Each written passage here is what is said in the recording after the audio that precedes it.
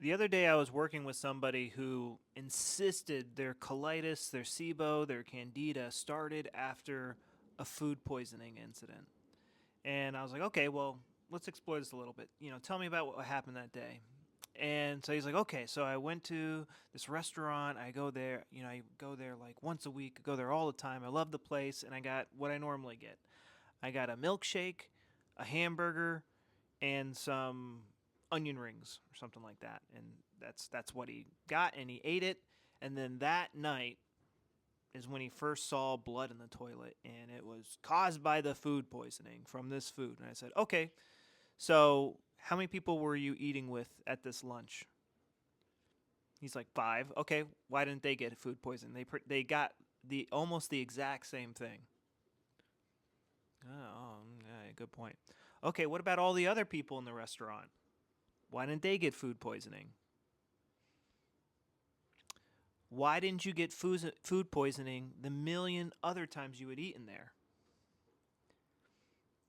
So how about you share with me what was really happening that day? What was something stressful going on that day?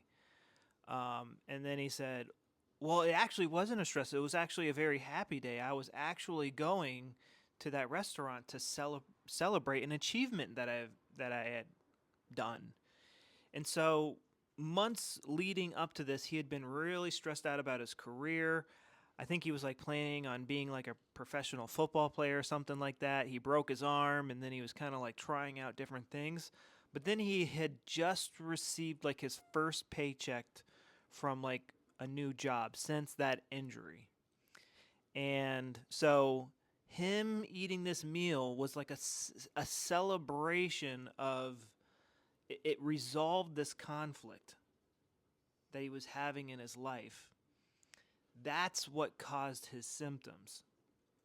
When he broke his arm and he ended his football career, it put his gut into overdrive to help him survive this situation. I know it's dumb, but it's the stupid design we're stuck with.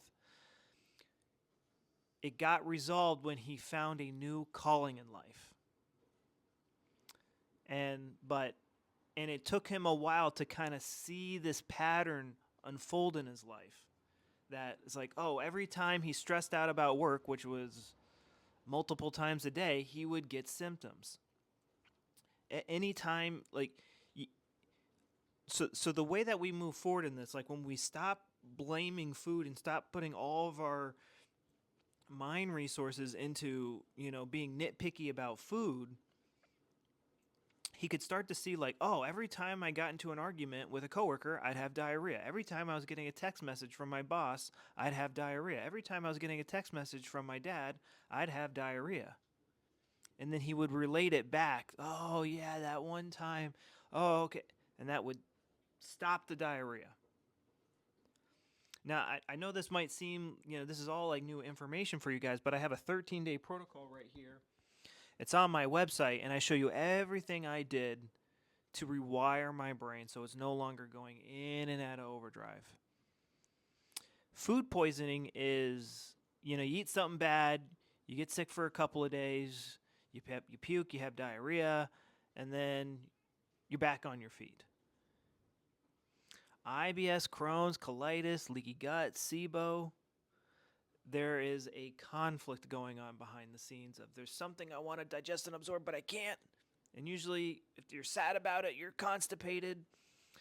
And usually, if you're angry and you're frustrated, it's crap you want to get rid of, but you can't.